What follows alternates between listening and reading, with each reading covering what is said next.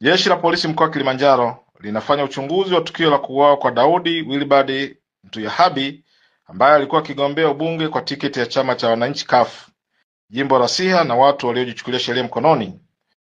Mauaji hayo yametokea Oktoba 7 majira saa 1:30 usiku katika kijiji cha Kilingi Sanyajuu wilaya Siha mkoa wa Kilimanjaro.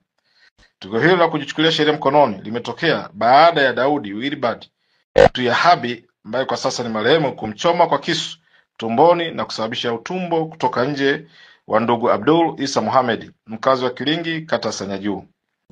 Inadaiwa sababu zilizopelekea Abdul Isa Mohamed kuchoma kwa kisu ambaye bado anaendelea na matibabu hospitalini ni kitendo chake cha kwenda kuamulia ugomvi uliozuka kati ya Daudi Wilbard Ntuyehabi marehemu na Hamad Isa Mohamed wakati wakinywa pombe kwenye grocery. Na sababu za ugomvi wao ilitokana na kudaiana fedha. Jeshi la polisi